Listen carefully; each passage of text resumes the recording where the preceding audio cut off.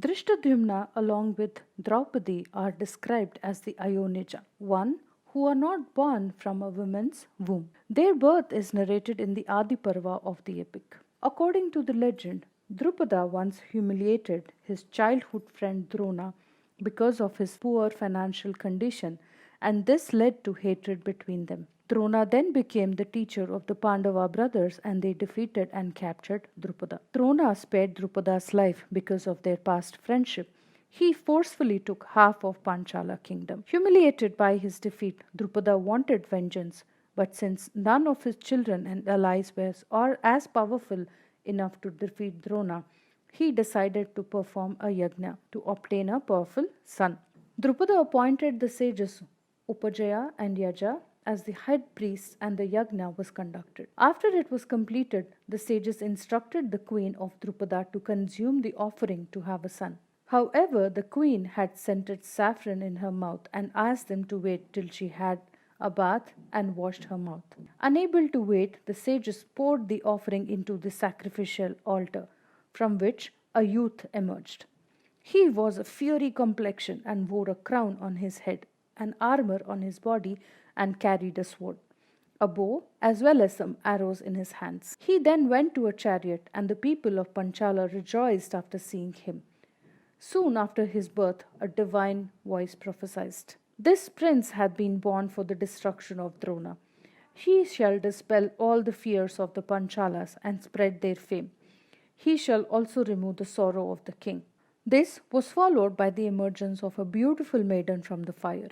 The sages named the youth Drushtadyumna and the maiden was named Krishna, but she is better known by her protomaniac as Draupadi. After some time, Drona heard about Drushtadyumna and invited him to his kingdom. Even though Drona knew about Drushtadyumna's prophecy, he happily accepted him as a student and taught him advanced military arts. Drushtadyumna was appointed as the Senapati of the Pandava army in the Kurukshetra war against the Kauravas. He maintained his position till the end of the war. On the 15th day of the war, Drona killed Drupada. The Pandavas conceived a plot to capitalize on Drona's only weakness, his son Ashwadhama. The Pandavas Bhima killed an elephant named Ashwadhama, and they spread the rumor of Ashwadhama's death.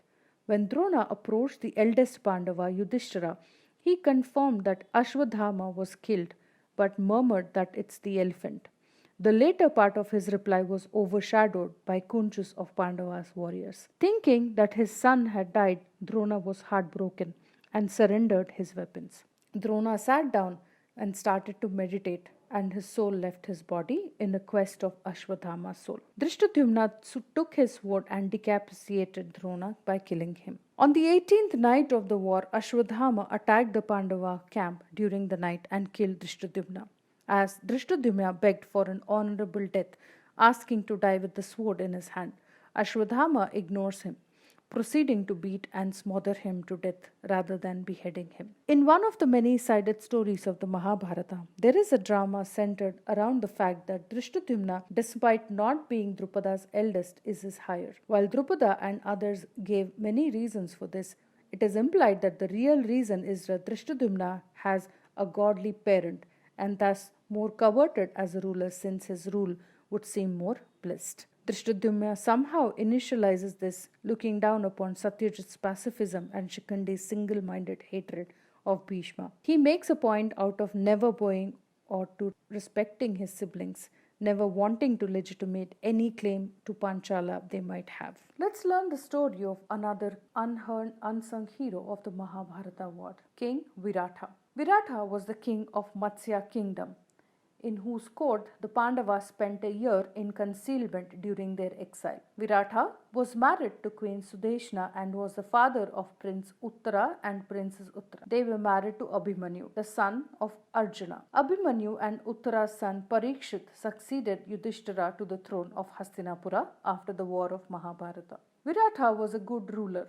He married his commander-in-chief Kichak's elder sister Sudeshna. Though he was a fierce warrior, he was afraid of Kichaka's might, so he obeyed all orders of Kichaka. He was warned by Kichaka that if he wouldn't obey his orders, he will destroy his whole kingdom. Unable to stop Kichaka when he was insulting Draupadi in disguise of Sairandri and after Bhima killed Kichaka, Virata became independent. He also insulted Duryodhana, who was blaming Virata for Kichaka's death. When Trigartha's king Susharma attacked him on Duryodhana's order from another direction, he fought with him bravely, but when Susharma was about to kill him, he was saved by Bhima. His daughter Uttara was married to Arjuna's son Abhimanyu, whose son Parikshit succeeded Yudhishthira's. The Mahabharata is an ancient Indian epic where the main story revolves around two branches of the family, the Pandavas and the Kauravas, who in the Kurukshetra war battled for the throne of Hastinapura.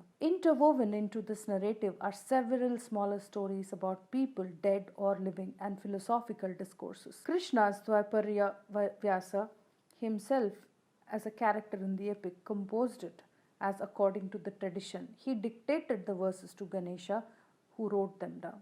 At 1 lakh verses, it is the longest epic poem ever written, generally thought to have been composed in the 4th century BCE or earlier. The events in this epic play out in the Indian subcontinent and the surrounding areas. It was first narrated by a student of Vyasa as a snake sacrifice of the great grandson of one of the major characters of the story. Included within the Bhagavad Gita, the Mahabharata is one of the most important texts of ancient India, indeed, the world's greatest literature.